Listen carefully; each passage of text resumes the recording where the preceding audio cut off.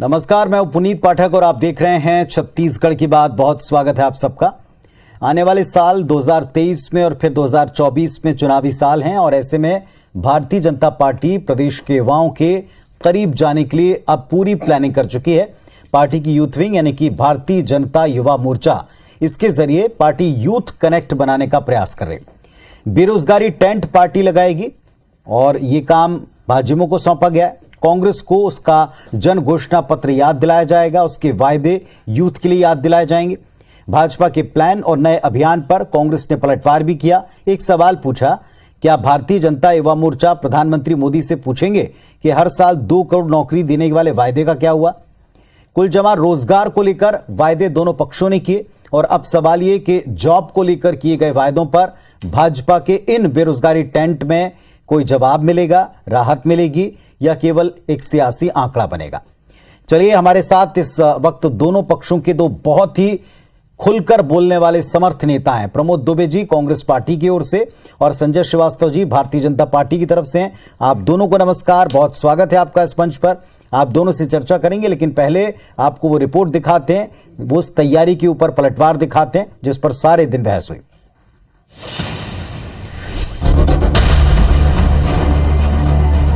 छत्तीसगढ़ में साल 2023 में विधानसभा चुनाव से पहले भाजपा बेरोजगारी के मुद्दे को बड़ा चुनावी मुद्दा बनाना चाहती है। इसके लिए भाजपा की यूथ विंग भारतीय जनता युवा मोर्चा प्रदेश के सभी 90 विधानसभा क्षेत्रों में बेरोजगारी टेंट लगाएगी, जहां भाजयुमो कार्यकर्ता प्रदेश के युवाओं से उनके रोजगार के बारे में फीडबैक लेंगे और इसकी रिपोर्ट सार्वजनिक की जाएगी। पार्टी का दावा है कि भाजयुमो मौजूदा सत्र में कांग्रेसी नेताओं का घेराव करेगी और 24 अगस्त को रायपुर में एक बड़ा प्रदर्शन किया जाएगा। छत्तीसगढ़ में 2 लाख से ज्यादा पद खाली पड़े हुए हैं, उनको भरने के लिए कोई काम नहीं हो रहा है। नौजवानों को लोन नहीं मिल रहा है, नौजवानों को रोजगार करने के लिए साधन नहीं मिल रहे हैं। युवा मोर्चा के द्वारा इस कार्यक्रम के अंतर्गत प्रदेश में एक व्यापक प्रदर्शन की तैयारी है आने वाले अगस्त 24 को। इधर विपक्ष की तैयारी पर कांग्रेस ने पलटवार किया है। कैबिनेट मंत्री शिव डहरिया ने कहा कि छत्तीसगढ़ बीजेपी को पहले पीएम मोदी से सवाल पूछना चाहिए कि हर साल 2 करोड़ नौकरी देने के उनके चुनावी वायदे का क्या हुआ। भारतीय जनता पार्टी के जो हमारे प्रधानमंत्री आदरणीय नरेंद्र मोदी जी, उन्होंने ही कहा था कि हम हर साल 2 करोड़ रोजगार उपलब्ध कराएं। क्या उन्होंने कराया है? भारतीय जनता पार्टी को कोई नैतिक अधिकार नहीं है कि इस संबंध में बात करने का। चुनाव चाहे प्रदेश का हो या देश का, बिना नए युवा वोटर्स को साधे जीत पाना किसी भी दल के लिए मुमकिन नहीं है। इसलिए युवाओं से जुड़े सबसे बड़े मुद्दे रोजगार को उठाकर इस वर्ग को साथ लाने का मौका कोई छोड़ना नहीं चाहता। अब सवाल ये कवायद युवाओं को पार्टी से जोड़ पाएगी? उससे भी बड़ा सवाल ये, इस कवायद से यूथ को कोई लाभ मिलेगा? Star Jain, IBC 24, Raipur. तो सियासी तौर पर तैयारी बहुत जरूरी है, खासतौर पर अगर चुनावी साल हो या उसके पहले की बात, और इसमें यूथ की भूमिका किसी से छिपी नहीं है। लेकिन क्या वास्तव में यूथ के बेरोजगारी को लेकर इसमें कोई समाधान मिलेगा या फिर विपक्ष का सरकार को घेरने का एक अवसर बनेगा? चलिए, दोनों पक्षों के नेता हैं, दोनों से हम सवाल पूछेंगे। प्रमोद दुबे जी, आपने सुना भारतीय जनता युवा मोर्चा ऐसे टेंट लगाएगी जिनको नाम दिया बेरोजगारी टेंट का, एक अभियान चलाएगी और ये पता लगाएगी कि कितने जॉब्स दिए गए हैं और उसकी रिपोर्ट सार्वजनिक करेगी। पुनीत जी, मुझे ऐसा लगता है उस टेंट में वही लोग बैठेंगे जिन्होंने 15 साल में कभी इस बारे में सोचा नहीं। दूसरी बात यह है पुनीत जी कि CMI की रिपोर्ट जो है वो हर 4 महीने 6 महीने में जनता के बीच में आती है। 4 महीने पहले जो रिपोर्ट आया उसमें पूरे भारत में छत्तीसगढ़ को सबसे ज्यादा रोजगार देने वाला राज्य का तमगा मिला। 0.7% यहाँ बेरोजगारी की दर है। इससे पहले आपको याद होगा 3-4 महीने पहले फिर से उसकी रिपोर्ट जारी हुई थी, उसमें 0.6% था। तो ये रिपोर्ट कोई आप बना रहे हैं, मैं तो नहीं बना रहा हूं। तो क्या भारतीय जनता पार्टी सेंट्रल के द्वारा जो बनाई जा रही वो रिपोर्ट है उसको भी झूठा साबित करना चाहती है? क्योंकि ये सर्वे कोई हमने तो नहीं कराया, ये तो देशव्यापी सर्वे होता है। वहीं दूसरी ओर अगर बात करें तो जो चीजें यहाँ कह रहे हैं, जो अच्छे सलाह दे रहे हैं, उसको हरियाणा में देना चाहिए जहाँ 30% से ज्यादा बेरोजगारी की दर है, वहाँ भारतीय जनता पार्टी की सरकार है। दूसरी महत्वपूर्ण बात यह है कि इससे सबसे परे हट करके भूपेश बघेल जी की सरकार जब से आई है, अगर आंकड़ों की बात करें तो 14,580 शिक्षा विभाग में नौकरी दी जा चुकी है, 7,000 स्वास्थ्य विभाग में नौकरी दी जा चुकी है, 40,000 से ज़्यादा व्यापम के माध्यम से और पीएससी के माध्यम से रोजगार नहीं नौकरी दी जा चुकी है, 3,000 से ज़्यादा लोगों को अनुकंपा नियुक्ति और विभिन्न माध्यमों से नौकरी दे। मैं आंकड़े बहुत सारे हैं, लेकिन मैं सबको गिनाने के बाद भी ये भी कहना चाहूँगा कि लगातार भारतीय जनता पार्टी को ये कहने का अधिकार नहीं है, इसलिए ये कहने का अधिकार नहीं है क्योंकि उन्होंने हमारे मैनिफेस्टो को तो याद दिला रहे, वहाँ तक ठीक है, लेकिन वो क्या 75 वादे उनके जो मैनिफेस्टो थे उसमें से 2, 3, 4 भी अभी पूरे होने के कगार पे नहीं है, 3 साल की सरकार होने के बाद या 8 साल की सरकार होने के बाद अगर कहें। लेकिन दूसरी तरफ हमको उनसे कोई लेना देना नहीं है। हमारी जो सरकार है वो लगातार इन दिशाओं में काम कर रही है। रोजगार के मामले में अगर बात करें तो केवल गौठानों के माध्यम से स्व सहायता समूहों की 70,000 महिलाओं को रोजगार दिया जा चुका है। इसके अलावा आपको पता है कि नई उद्योग नीति जो लिबरल नीति बनाई गई है उसके माध्यम से उद्योगों में विभिन्न प्रकार के जो आईटीआई युवा हैं और भी इंजीनियरिंग पास आउट हैं या जो जनरल हैं उनको भी 35,000 से लोगों, ये मैं नहीं कह रहा हूं पुनीत जी, ठीक है, लेकिन ये आंकड़े हैं। लेकिन भारतीय जनता पार्टी को अगर एक उंगली वो दिखा रहे हैं तो ये ध्यान रखना चाहिए कि 3 उंगली उनकी तरफ है, माननीय प्रधानमंत्री जी की या भारतीय जनता पार्टी के जो घोषणा पत्र थे उसका भी जरूर अध्ययन करना चाहिए। प्रदर्शन उनका अपना अधिकार है, वो जरूर करना चाहिए। लेकिन इस हिस्से का जवाब मैं उनसे लूंगा, लेकिन उनका यह कहना है कि जो आप आंकड़े बताते हैं उसी आंकड़े को वेरीफाई करेंगे। यहाँ जो टेंट लगेंगे उसमें लोगों से पूछेंगे कि क्या उन इलाकों में लोगों को उतने जॉब्स मिले। अच्छी बात है, बहुत अच्छी बात है, बिल्कुल पूछना चाहिए, उनको अधिकार है। लेकिन साथ साथ में ये भी पूछना चाहिए कि केंद्र की सरकार का भी मैनिफेस्टो साथ में लेकर जाना चाहिए कि हमारी सरकार ने, केंद्र सरकार ने भी आपको 2 करोड़ लोगों को नौकरी देने का वादा किया था। तो 8 साल की अगर बात करें तो छत्तीसगढ़ के खाते में 30 लाख लोगों को रोजगार दिया जाना चाहिए था। तो वो 30 लाख लोगों को क्या रोजगार आज तक के प्राप्त हुआ किसी भी माध्यम से हो, संजय जी जरूर पूछना चाहिए उस टेंट में। संजय जी आप जरूर टेंट लगाएं, आप जरूर आंकड़े जुटाएं, आप जरूर इसकी रिपोर्ट सार्वजनिक करें, लेकिन ये भी रिपोर्ट भी सार्वजनिक करें 2 करोड़ में से कितने जॉब कहां मिले। देखिए पुनीत जी, ऐसा है, हम भारतीय जनता युवा मोर्चा के माध्यम से हम बेरोजगार टेंट भी लगाएंगे और आने वाले चुनाव के अंदर में कांग्रेस का टेंट भी उखाड़ेंगे इसी बेरोजगार नवयुवकों के साथ में मिलकर, जिसके साथ में भूपेश बघेल की सरकार ने विश्वासघात किया है। देखिए ऐसा है, जनघोषणा पत्र एक ऐसा जनघोषणा पत्र था, निश्चित रूप से बड़ा लुभावना घोषणा पत्र था जो अब विश्वासघाती घोषणा पत्र के रूप में सामने आ रहा है। ये मैं नहीं कह रहा हूं, 2 दिन पहले ही आपके जो इस्तीफा देने वाले टीएस सिंहदेव जी ने कहा, उसके बाद तो सब पटाक्षेप हो जाता है कि सरकार की क्या कार्यप्रणाली है। तो मुझे लगता है, देखिए आज मैं उस पर फोकस नहीं करना चाहता, मैं सीधे सीधे बेरोजगारी की बात कर रहा हूं। ये कौन से आंकड़े लेकर आए हैं? भ्रम की राजनीति कांग्रेस आज नहीं, देश की आजादी के बाद से कर रही है। ये वही आंकड़े हैं जो कह रहे थे, अभी सुना रहे थे, ये अभी वेरिफिकेशन के लिए मुख्य सचिव को भेजेंगे तो इनको खारिज कर दिया जाएगा, जो प्रमोद दुबे जी लिख कर आए। अभी विधानसभा सत्र में 2 महीने पहले ही विधानसभा सत्र में जब ये क्वेश्चन लगा, नेता प्रतिपक्ष जी ने लगाया कि भाई आपके रायपुर शहर से लेकर प्रदेश में 5 लाख आपने रोजगार दिया है, और जब वो मंत्रालय में, जैसा आपको मालूम है, आधिकारिक रिपोर्ट्स आती है, जब उस विभाग में जाती है तो 20,000 समथिंग कुछ 500 कुछ नौकरियां स्वयं सदन के अंदर में माननीय मुख्यमंत्री जी ने इसको स्वीकार किया। अब ये प्रमोद दुबे जी कौन सा 1 लाख वाला 40,000 यहां 50,000 वहां, मुझे तो समझ में नहीं आ रहा है कि कौन से आंकड़े हैं। और इसीलिए हम कहते हैं कि ये भ्रम की राजनीति हमेशा करते रहते हैं और नवयुवकों को आज नहीं, 3.5 साल, ये तो 58 सालों तक बेवकूफ बनाते रहे हैं और आज भी वही काम कर रहे हैं। आपने बहुत शुद्ध शब्दों में, मैं तो शुद्ध बोलता हूं उसको, क्योंकि जनघोषणा पत्र एक मैनिफेस्टो जो होता है वो एक विश्वास का आधार होता है। कोई आदमी किसी को समर्थन करती है, किसी पार्टी को करती है। आपके जनघोषणा पत्र में लिखा था, बेरोजगारी भत्ते की बात नहीं कर रहा हूं, नौकरी के साथ साथ बेरोजगारी भत्ता आप दे नहीं रहे।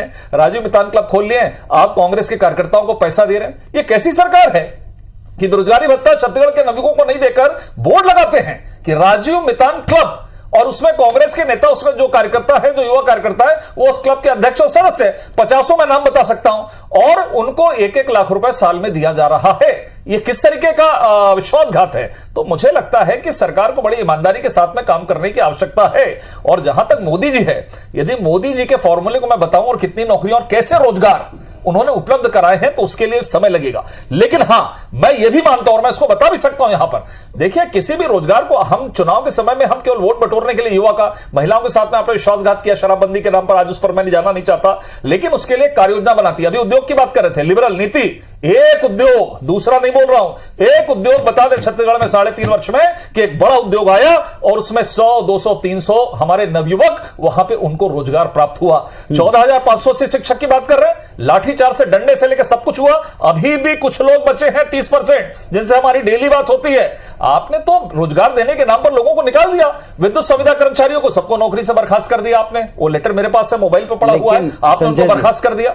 तो मुझे लगता है देखिए सभी सरकारों के सामने। संजय जी, लेकिन एक बात है, आपने इसी मंच के ऊपर यहां बैठ करके कहा कि जो वो आंकड़े लाए हैं वो ठीक नहीं, गलत हैं, उनको आप वेरीफाई करेंगे। लेकिन जब अपनी बारी आई तो आप कह रहे हैं कि साहब इसमें बहुत वक्त लगेगा। नहीं, मैं बता रहा हूं, यदि आप समय देंगे तो बताता हूं कितना रोजगार, मैं समय बताता हूं। क्या वो आंकड़े प्रदेश में हम देने की स्थिति में, बिल्कुल देने की स्थिति में है, बिल्कुल देने की स्थिति द्वारा उन 2 करोड़ में से रोजगार दिए, बिल्कुल स्थिति में है देने के। पुनित जी देखिए, रोजगार मैं आज भी इस मंच पर बगैर राजनीति के मैं कह रहा हूं कि सरकारों को, सरकार कोई भी सरकार हो, बीजेपी की सरकार हो या कांग्रेस की सरकार हो, ये जो हम घोषणा कर देते हैं लाखों नौकरियां, सरकारी नौकरियां देना संभव नहीं है, ये आज मैं यहां पर कह रहा हूं। लेकिन लोगों को रोजगार देना है, रोजगार की ओर आकर्षित करना है, उनके लिए हम किस तरीके से काम धंधे स्थापित करें। अब काम धंधे स्थापित करना है तो उनके लिए हम लोन किस तरीके से उपलब्ध करा सके, ये बरसों बरस से सुन रहे हैं। लेकिन माननीय मोदी जी की सरकार ने स्किल डेवलपमेंट, आपने सुना, कभी जिंदगी में हमने कांग्रेस सरकार में सुना नहीं था कि एक आदमी को स्किल्ड कैसे किया जाता है, और स्किल करने के बाद जब वो बैंक में जाता है तो उसको लोन के लिए मुद्रा बैंक लोन के माध्यम से किस तरीके से राशि दी जाती है। जो बेरोजगार अपनी नौकरी के लिए 10,000 के लिए घूम रहा था, वो 4 से 5 लोगों को स्वयं रोजगार दे रहा है। भारत में किसी की भी सरकार बन जाए, कोई प्रत्येक व्यक्ति को हम रोजगार दे पाएंगे, ये संभव नहीं है। चलिए, इसलिए मुझे लगता है एक सवाल के साथ में मैं लौटूंगा एक छोटे से ब्रेक के बाद, कि क्या आप वाकई उस टेंट में इस बात को भी सिद्ध करेंगे कि यहां कितने लोगों को केंद्र से, राज्य से रोजगार मिला? क्योंकि आप जिन यूथ को आप कह रहे हैं कि यूथ पीड़ित है, क्या वो अकेले राज्य की योजना से, राज्य के वायदे से पीड़ित है? क्या वो केंद्र के वायदे से पीड़ित नहीं है? क्या केंद्र में उसने नौकरी के इक्वल टू रोजगार समझा है, अच्छी तरह से उसको वो रोजगार मिला है? प्रमोद जी, आपने सुना, पहले आप अपने हिस्से का उत्तर दे दीजिए। वो बार बार कह रहे हैं कि जो आंकड़े आप दे रहे हैं उन आंकड़ों पर यकीन नहीं और उन्हीं को वेरीफाई करेंगे। नहीं तो अब ये किसी के आंकड़ों के ऊपर विश्वास ही नहीं करते। इनको भगवान ही ला करके कोई आंकड़ा दे सकता है जिसके ऊपर ये विश्वास करे, पहली बात। दूसरी बात, पुनीत जी, बात इस चीज़ की है, ठीक है हमारे आंकड़े के ऊपर आप विश्वास मत कीजिए, लेकिन आपके जो मैनिफेस्टो में जो आंकड़े दिए थे उस पर तो विश्वास करेंगे ना, उसका भी तो वो कर लीजिए, आंकलन कर लीजिए। आदरणीय रमन सिंह साहब की जब सरकार आखिरी बार जब पारी में थी तो 22.5% था। ये आंकड़ा भी तहकीकात कर लेंगे, जजेस भी एजेंसी से कराना होगा। उस समय 22.5% था बेरोजगारी दर आखिरी। अब 3.5 साल की सरकार में क्या संजय श्रीवास्तव जी बोलेंगे कि सेंट्रल की जो टीम आती है, सीएमआई की जो टीम आती है, उनके जो रिपोर्ट है वो भी झूठे हैं? तो केंद्र सरकार के द्वारा जो अधिकारी नियुक्त किए गए हैं वो भी फिर झूठे हैं, वो भी फिर झूठा आंकड़ा दे रहे हैं। फिर केंद्र में बैठे अगर 12-13 बार कहीं आपको फर्स्ट इनाम में देते हैं या आपके राज्य को अगर कहीं पुरस्कृत करते हैं तो वो फिर वो भी झूठा है। तो कुल मिलाकर के देखिए, संतुष्टि का भारतीय जनता पार्टी के पास कोई पैमाना नहीं है। हम गर्दन भी काट देंगे तो ये तो हमको इमली ही बोलेंगे। सेंटर से आए प्रतिशत भी झूठे हैं क्या? दूसरा बस 10 सेकंड और लूंगा मैं। आप ये बताइए मेरे को, माननीय केंद्र की सरकार में आदरणीय सीतारमन जी ने 20 लाख करोड़ रुपया दिया कोरोना काल में। अब मैं पूछता हूं कि पूरी जिससे आप पूछ लो वो कहता है 20 रुपया नहीं आया। अब आदरणीय बृजमोहन अग्रवाल जी कह रहे हैं कि बैंक में फाइनेंस नहीं हो रहा है, बैंक में बेरोजगारों को रोजगार नहीं मिल रहा है। तो इसके लिए आपने कौन सा ऐसा चिट्ठी लिख दिया या आपने ऐसा कौन सा रास्ता बता दिया? अरे 20 लाख करोड़ में टेंट में मैं आग्रह करूंगा टेंट में वो भी पूछे जरूर। 20 लाख करोड़ है और 2.5 करोड़ लोगों को, करोड़ का राशन 2.5 करोड़ 80 करोड़ जी, 2.5 करोड़, एक मिनट बस, साल भर 2.5 करोड़ रोजगार खत्म होने का 12 से 15 सरकारी आंकड़ा आदरणीय डॉक्टर सीतारमन जी ने दिया। गरीब परिवार को इनको तो भगवान भी आएंगे, प्रति सदस्य कौन से आंकड़े में जो राशन मिला है, यदि 5 परिवार है तो 25 केजी राशन मिला है। 80 करोड़ लोगों को प्रधानमंत्री गरीब कल्याण योजना के अंतर्गत जो राशन मिला है, जब कोविड में खाली राशन की आवश्यकता थी, राशन से काम कहाँ नहीं से चलेगा आया? भाई। वो पैसा नहीं, ये तो 1,500 करोड़ का घोटाला आपने किया। राशन से काम इन्होंने नहीं तो चलेगा ऐसी भाई। है, सरकार ऐसी आप है काम दो लोगों को। 1,500 करोड़ का इधर घुमा राशन के, उधर घुमा करके, उधर डाइवर्ट आपके करके, मुख्यमंत्री ने तो उधर- स्वीकार किया कि उधर 20,000 अंधेरे में नौकरी है। रख के, आप कौन सा इधर आंकड़ा लेकर आ गए? अरे, अरे उन्होंने तो सदन के अंदर में स्वीकार किया है। सीएमआई झूठ 20,000 बोल रही है। नौकरी, सीएमआई 20,000 झूठ बोल रही है। नौकरी। आपकी अरे तो केंद्र भूपेश सरकार बघेल झूठ बोल रही है। अरे केंद्र मुख्यमंत्री सरकार झूठ बोल रही है। उसकी आपके एजेंसी झूठ बोल रही है। आदरणीय डॉक्टर सीतारमण जी झूठ बोल रही है। अरे उनकी एजेंसी है, सीएमआई आकर के यहाँ जांच कर रही है की रिपोर्ट क्या है क्या नहीं, उसको भी मत मानो आप, उसको भी मत मानो आप। अरे ये मैंने एक सवाल किया था, एक उद्योग का नाम वो बताइए। भूपेश बघेल जी की टीम है, सीएमआई की। के अंदर में सीएमआई की जो टीम है, वही वो हो रहा है। भूपेश बघेल जी की इस टीम है। सरकार में वही तो हो आप रहा अपने है। केंद्र सरकार को आपको कह जानकारी दीजिए। नहीं है लगता सीएमआई से। अरे हमको सब अरे जानकारी है। सुन लो, आप तथ्यात्मक आपको- जानकारी आपको लेकर आ जानकारी जाए। नहीं है। तथ्य के साथ जिस दिन बात आप करेंगे, मुझे वो ये 2 बताइए, करोड़, आप बताइए 2 करोड़ की ये बात करें, बताइए। 14 करोड़ हुए कि नहीं हुए? अरे 40 लाख 16 सुनिए, करोड़ में नौकरी होती है, आपने सुनिए, 30 लाख 40 लाख छत्तीसगढ़ में तो मिलना अभी चाहिए है, कि नहीं मिलना केंद्र के अंदर में। टेंट लगाओ, इसमें 31,000 बस टेंट लगाओ, बिल्कुल टेंट लगाएंगे, लगाओ, टेंट लगाओ, भरेंगे। टेंट लगाओ। टेंट लगता और है, अपने लोगों को लगता है। बैठाओ। टेंट लगेगा भाजपा का, उसमें उखड़ेगा कांग्रेस का। भाजपा ये आप भाजपा के 24 लोग भी अगस्त के बाद में बैठेंगे कहानी चालू जो होगी। 15 साल अब बेरोजगार कम से थे कम, ना। और मुझे लगता है टीएस बाबा ने पूरी पिक्चर हकीकत दिखा 15 दी। साल जो रोजगार में थे ना, वही बेरोजगार गरीबों का मकान खा गया। चलिए संजय गरीबों का मकान खा गया। संजय जी, प्रमोद जी, गरीबों का मकान संजय खा जी, गया। प्रमोद जी, कौन कहा? उन टेंट में आप जवाब दोनों पक्षों को दीजिएगा। संजय जी, संजय जी, मकान किसी के संजय लिए जी, नहीं बनाया। एक मिनट संजय वो जी, मकान जब बनता है ठीक है। 10 जी बहुत में ठीक 10,000 है। करोड़ जी। 10,000 करोड़ रुपए ठीक आया है संजय जी, उसमें लोगों को लेकिन रोजगार उत्तर मिलते उसमें हैं। दोनों लोगों पक्षों को की काम दीजिएगा। मिलता है। उत्तर उसमें दोनों पक्षों की दीजिएगा। जो 15 संजय जी, उत्तर दोनों पक्षों की दीजिएगा। इसीलिए वसूली चलिए, कर रही है। धन्यवाद आप साल आप लोग दोनों को धन्यवाद। इसीलिए वसूली हो रही है, चाहे वो रेट में